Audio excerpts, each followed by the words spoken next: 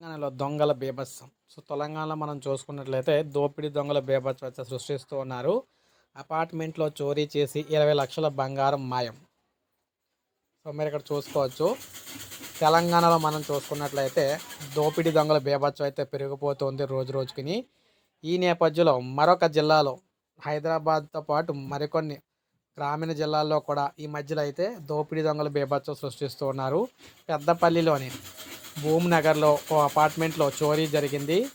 2 ఇళ్లలో 20,00,000 విలువైన బంగారం అయితే ఎత్తుకెళ్లారు. ఇంటి యజమానులు ఈ మేరకు పోలీసులకైతే ఫిర్యాదు చేశారన్నమాట స్టేషన్‌లోని.